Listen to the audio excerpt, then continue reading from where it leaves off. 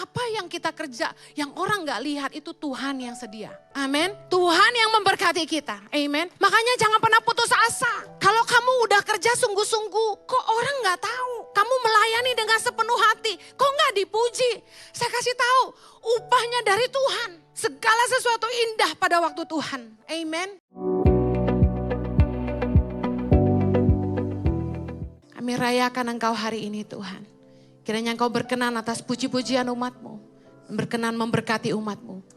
Berdoa firman yang ditaburkan boleh lahir dari hati-Mu sendiri. Dan Roh Kudus boleh berbicara kepada setiap kami. Mengajarkan apa yang Tuhan mau kami mengerti.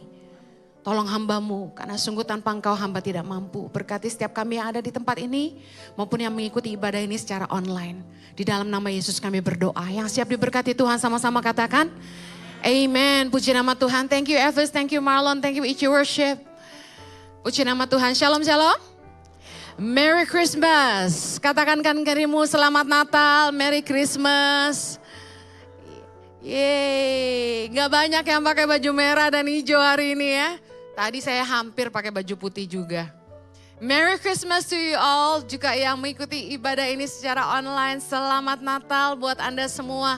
Saya berdoa berkat Natal dan sukacita Natal ada di tengah-tengah Anda dan keluarga. Amin. Haleluya. Yang gak pulang kampung ketemu keluarga, kami keluarga Anda. Katakan we are family. Merry Christmas. Haleluya. Pagi hari ini saya akan khotbah tentang ketulusan hati. Kita mau belajar dari Yusuf. Seorang pria yang takut akan Tuhan. Dia adalah orang yang tulus hati. Pernahkah Anda berpikir mengapa Tuhan memilih Yusuf? Kalau sang juru selamat Yesus Kristus harus lahir ke dunia sebagai anak, berarti dia membutuhkan bapa. Saya percaya bahwa Tuhan tidak akan pilih sembarangan orang.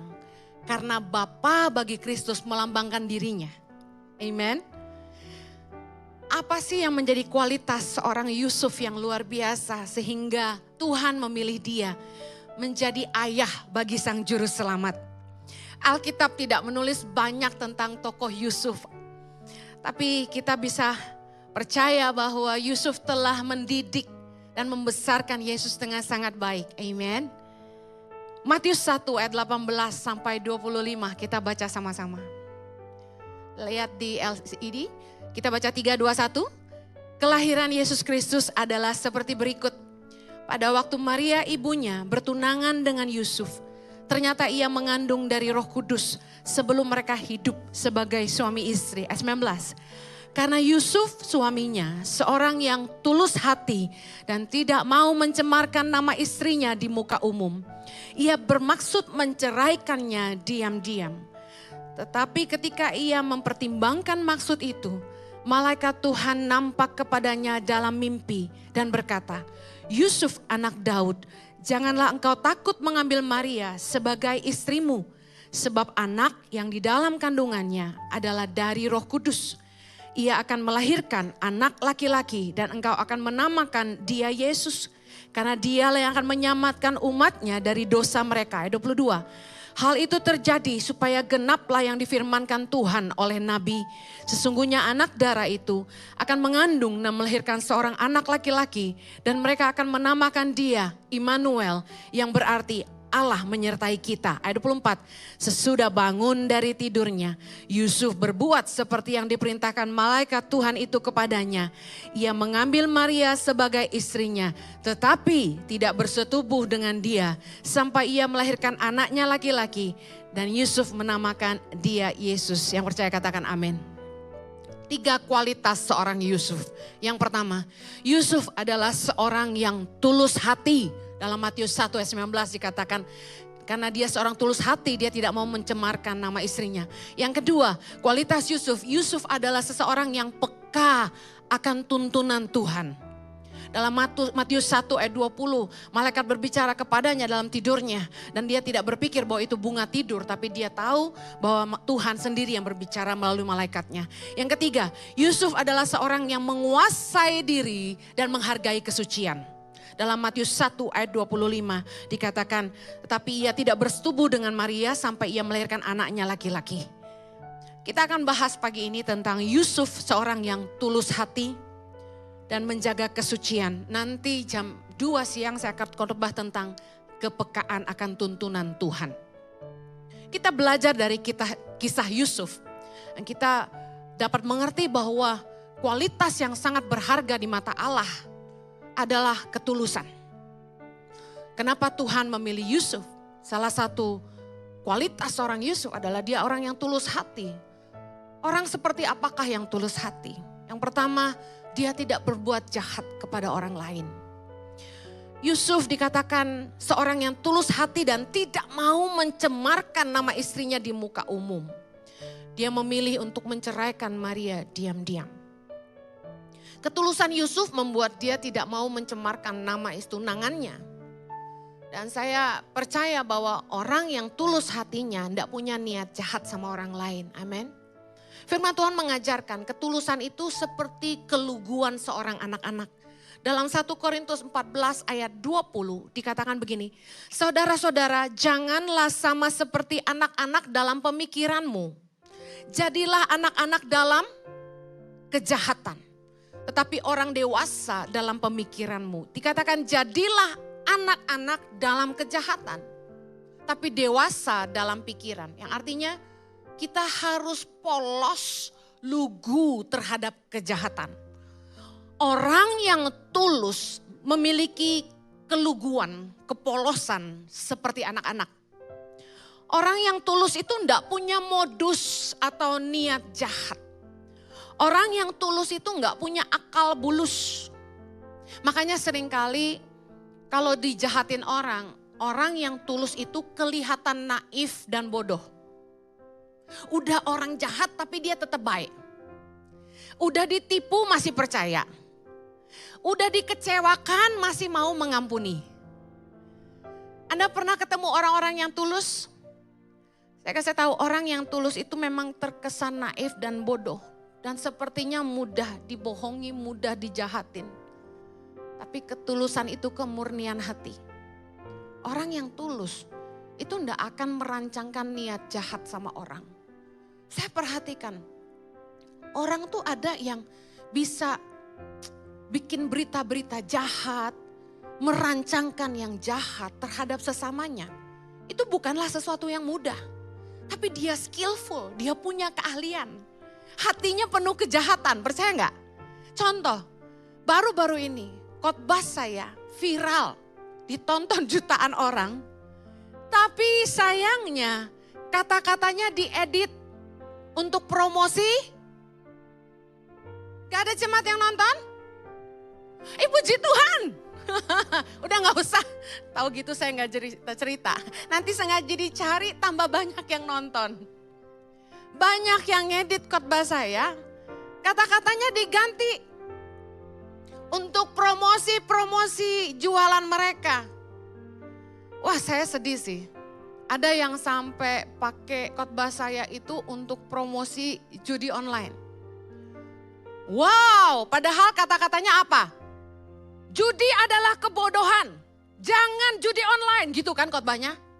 Tapi dipakai buat promosi judi online. Saya kasih tahu ya, orang tuh butuh kekreativitasan jahat untuk melihat khotbah yang baik bisa diedit jadi jahat. Orang itu perlu punya akal bulus dan kejahatan di hati untuk bisa menjatuhkan orang lain. Masa dari jutaan orang yang nonton khotbah yang baik, bisa dia lihat celah untuk mencelakai saya gitu. Sampai dia dimaki-maki sama banyak orang gitu ya. Wah, kamu sih pakai firman Tuhan untuk kejahatan. Wah, dimaki-maki, dikutuk orang banyak orang itu. Tapi ada juga yang bilang gini, tangkap wanita itu. Dalam hati saya, gimana sih lu? Masa gak bisa bedain suara Henny Kristianus sama AI? AI bahaya loh. Bisa ngedit-ngedit gituan, suara saya dimiripin. Hebat ya. Bahkan ada yang ngedit khotbah saya pakai AI, saya ngomong Korea. Saya cuma ngerti annyeonghaseyo, hamsamida. Selebihnya gak tahu. Orang gak suka nonton film Korea, ya.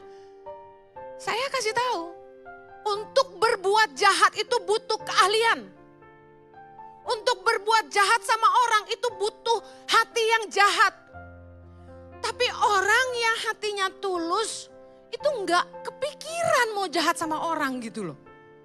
Dan bingung caranya gimana juga dan enggak tega. Anda kalau lihat film pembunuhan, terus lihat orang berdarah, dibacok, digorok, dan Anda bilang gini, luar biasa, hajar lebih lagi. Ya kurang banyak darahnya gitu. Ya sikat, oh harusnya dipotong satu-satu, jangan begitu gitu. Malah Anda ahli banget mensutradarai film yang serem. Itu saya ngeri sama Anda. Are you kidding me? Ketulusan itu membuat orang menjauhi kejahatan. Saya sama Jojo bolak-balik dijahatin orang. Tapi kayak anak domba yang siap disembeli, kami gak ngerti gimana harus berbuat sama orang-orang yang jahat kecuali mengampuni mereka. Jaga ketulusanmu. Karena ketulusan hati sangat berharga di mata Allah. Ketulusan hati membuat Yusuf dipilih oleh Tuhan. Amen. Yang mau katakan amin.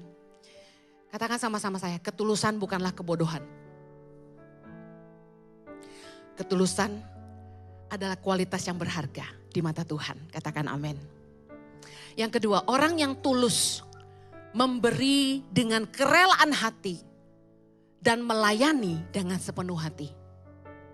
Kita lihat Amsal 23 ayat yang ke-7. Kita baca sama-sama. Sebab seperti orang yang membuat perhitungan dalam dirinya sendiri, demikianlah ia. Silahkan makan dan minum, katanya kepadamu. Tetapi ia tidak tulus hati kepadamu. Ada nggak orang yang kayak gini?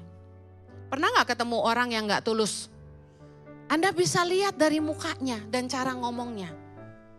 Saya pernah dulu masih kecil. Karena saya ditinggal orang tua. Jadi kakaknya papa saya panggilnya Ako, ya Kuku. Ako bilang sama saya, kamu makan di rumah situ gitu, ke rumah salah satu saudara. Oke, saya bilang, jadi karena di rumah gak punya mama, gak punya pembantu, gak punya orang, kami bertiga kakak adik tuh terlantung-lantung, makanya pulang sekolah harus numpang makan di rumah saudara gitu.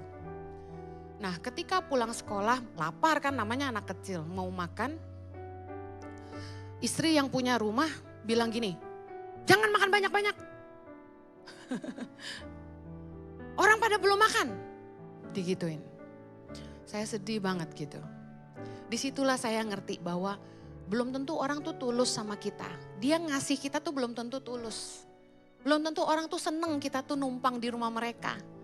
Belum tentu orang tuh tulus waktu ngasih kita hadiah. Tidak semua orang yang kelihatan baik dan murah hati itu tulus. Yang mengerti katakan amin. Saya ulangi.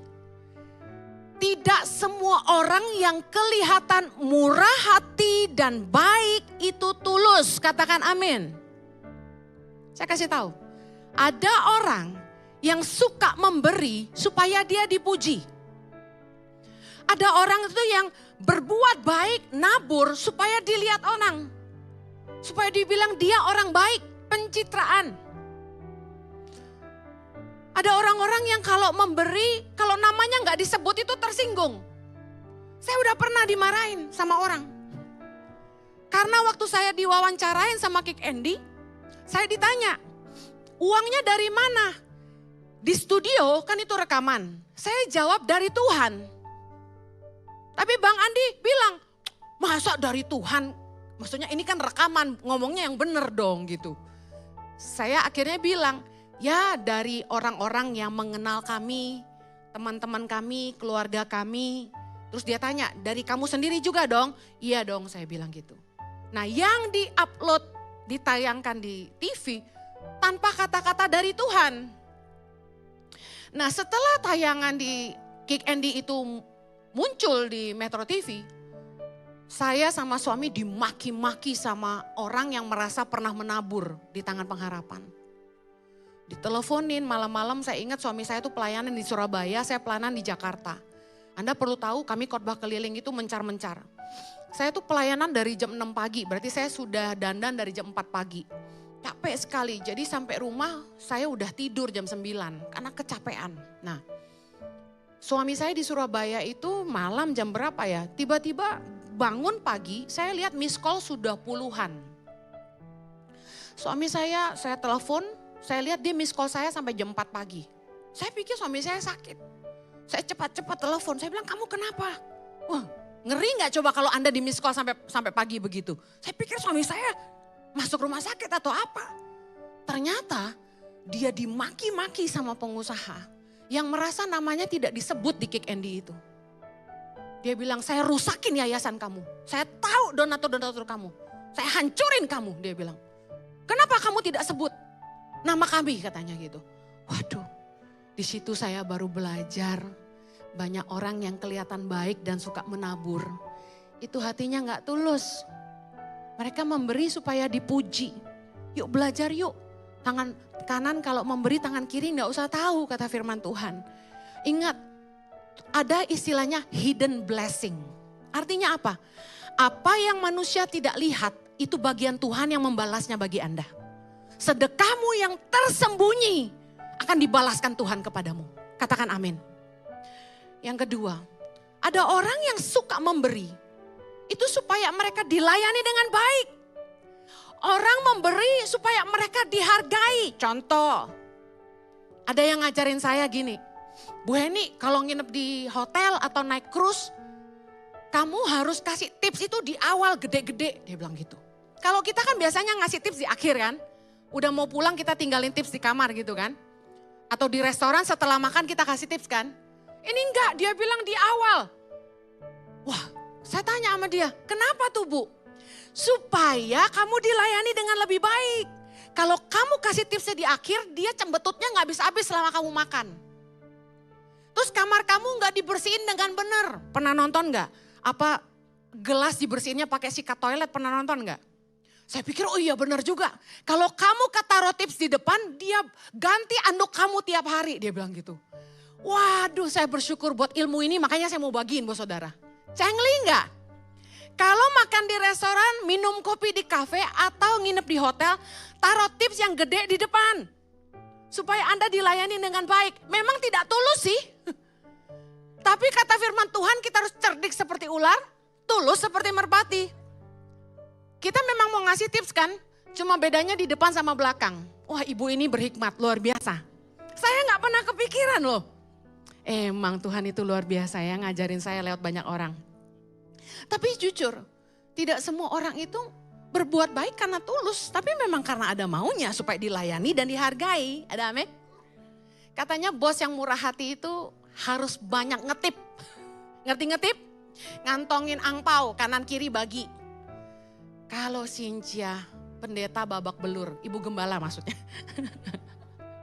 Enggak usah ngetip, udah pada datang sendiri ya, haleluya.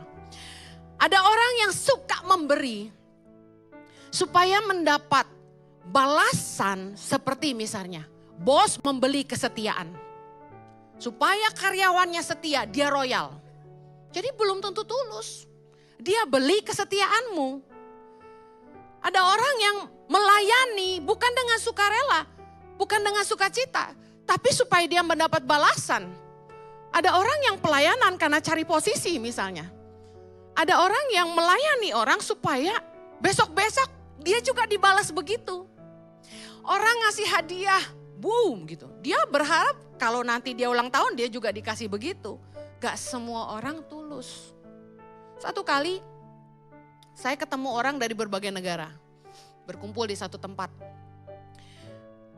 Mereka saling tukaran nomor telepon.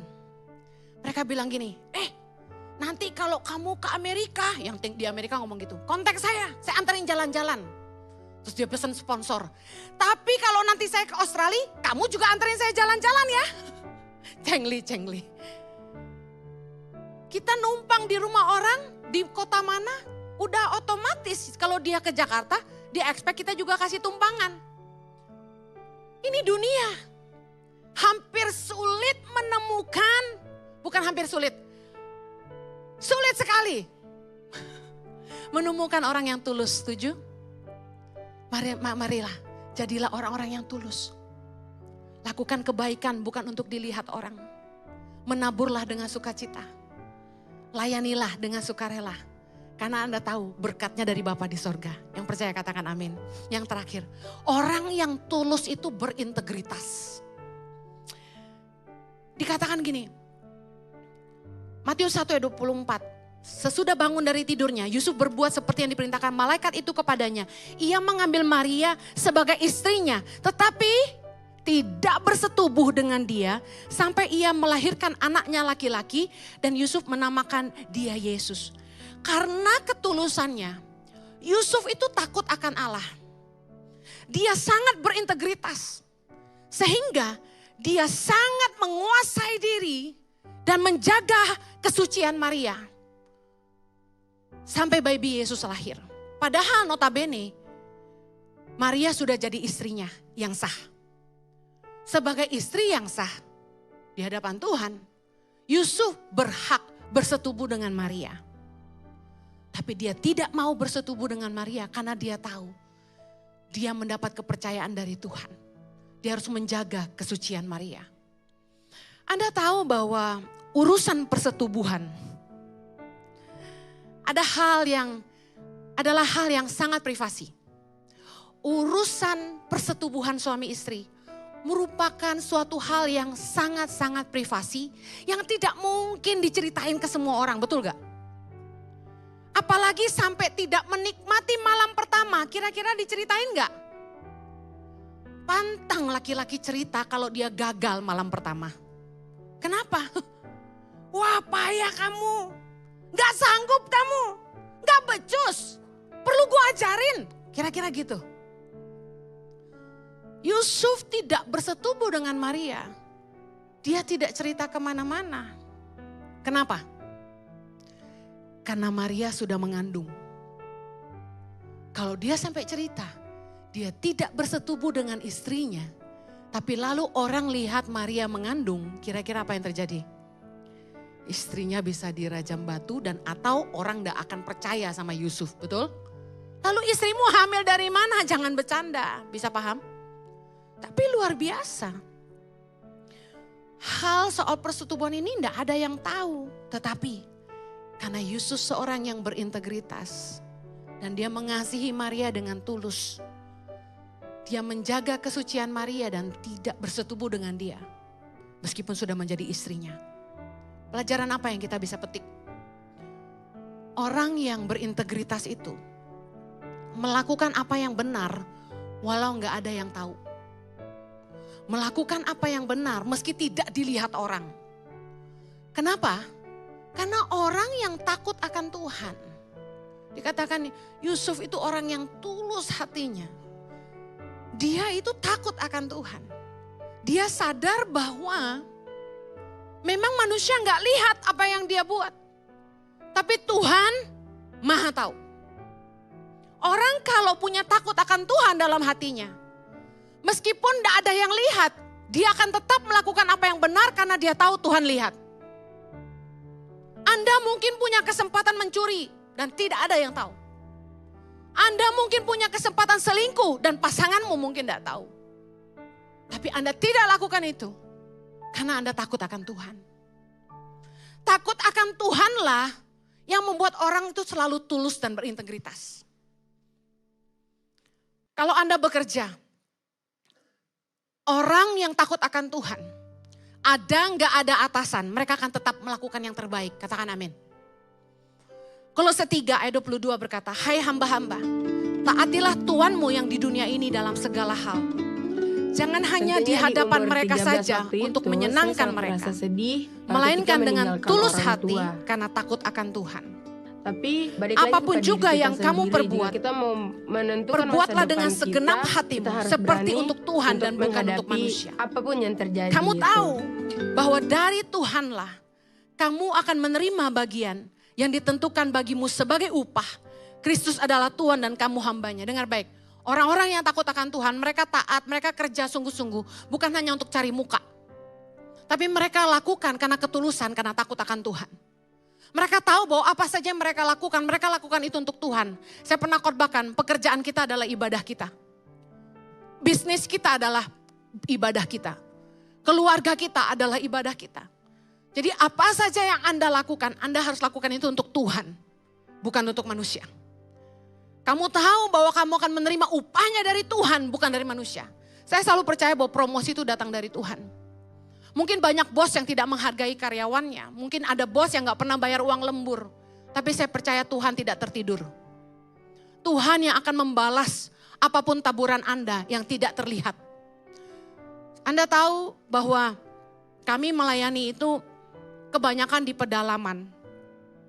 Bagaimana mungkin orang bisa lihat anak-anak yang kami tolong? Ingat 3 tahun lalu waktu sebelum pandemi. Berapa tahun lalu ya pandemi ya? Sampai lupa aku. 4 tahun, 5 tahun lalu. Itu sosial media belum seperti ini. Kita bisa posting-posting sosial media, belum ada IG. Betul gak? Dan saya itu gaptek. Jadi Facebook pun saya gak gitu pakai. Nah saya kasih tahu, cari dana tuh sulit sekali. Zaman itu belasan tahun saya cari dana untuk Tangan Pengharapan sebelum punya gereja. Itu orang kalau bangun gereja ya, kalau buat pelayanan di gereja orang lebih mau nabur. Saya dengar dari pengusaha, apalagi kalau mereka usahanya burung walet. Kalau ada pendeta yang telepon minta sumbangan, dia pasti kasih. Meskipun mengeluh. Kenapa? Katanya kalau sampai dia nolak ngasih sumbangan ke gereja, burung waletnya bisa berhenti ngiler. Bener, pengusaha itu cerita ke saya. Bener ya?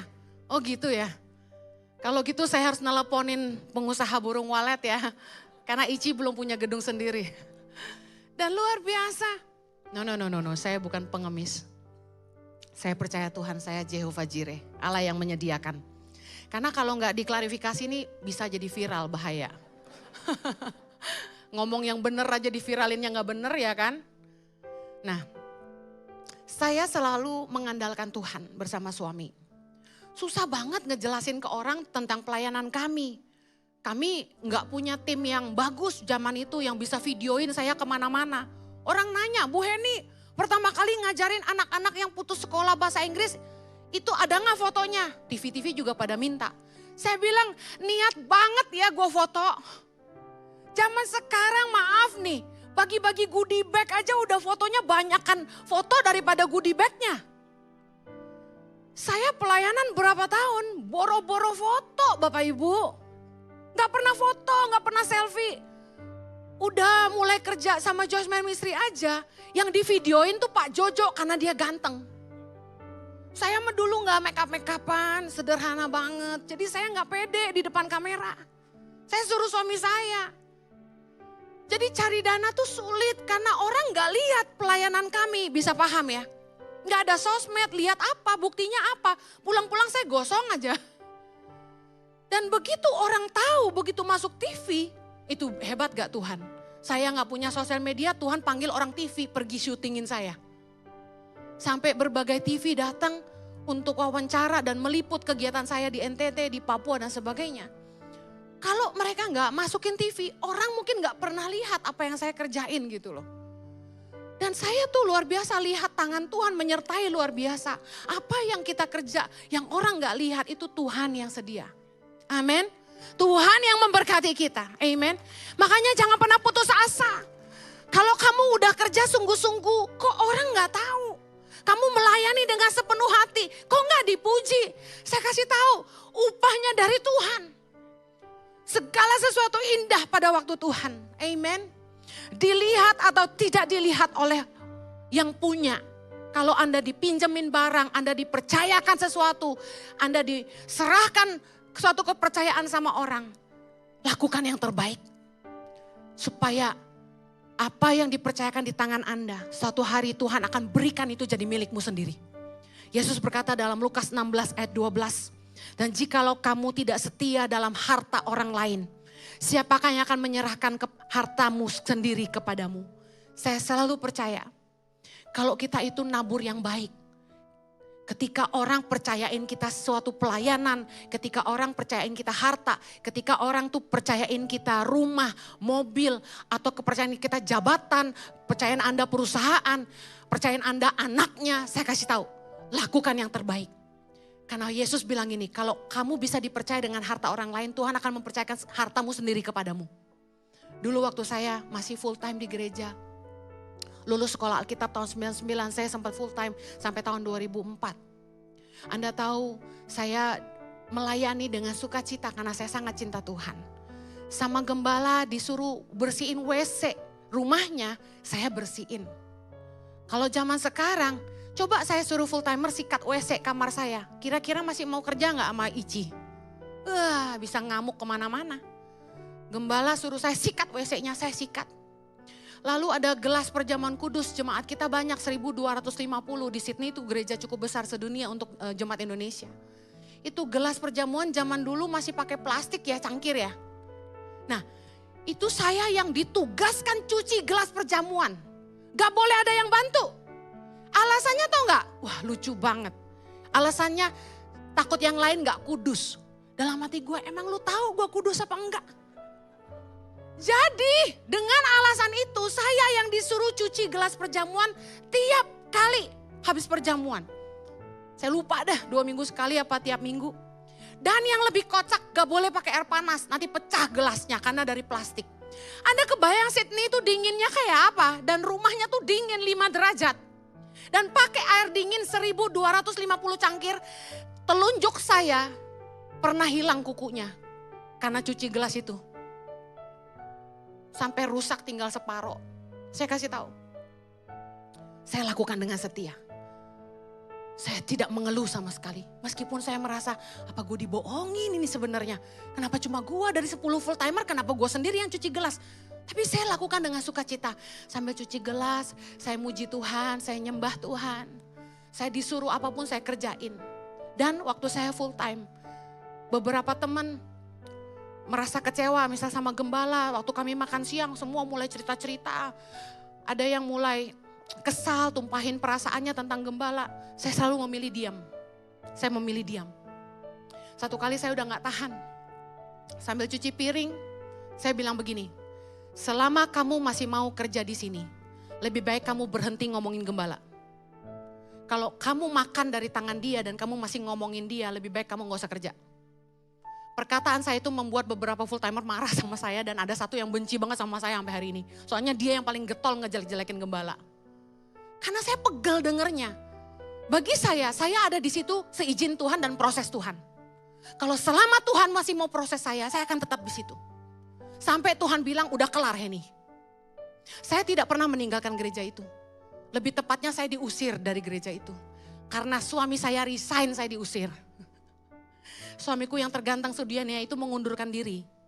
Sebagai founder dari gereja dan tokoh lah di gereja itu sebagai anak muda yang sangat dihargai di gereja itu. Dia youth leader dan ketika dia mengundurkan diri, gembala kami marah. Saya lagi jalan kaki mau ke gereja mau mimpin pujian. Saya ditelepon dan bilang gini, kamu ndak usah mimpin pujian lagi. Dan mulai sekarang kamu keluar dari gereja ini.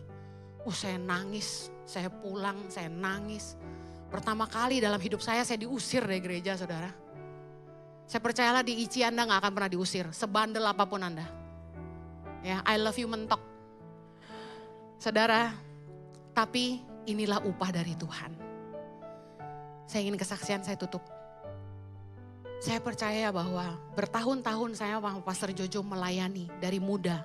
Dari tahun 94 kami melayani di gereja di Kelapa Gading, lalu di Australia.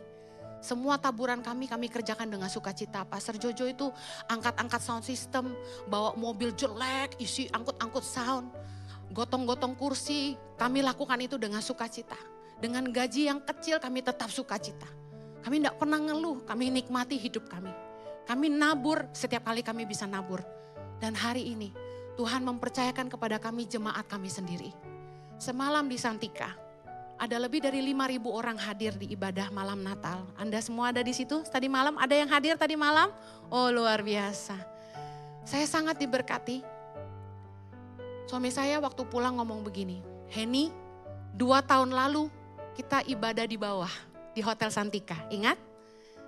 Kami mulai itu akhir Juli 2020.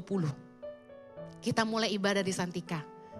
Waktu kami di Santika, saya pernah bilang sama suami saya, Jojo, suatu hari nanti Saya akan khotbah di stadium di atas itu. Suatu hari nanti saya akan khotbah di depan 5.000 orang di stadion ini.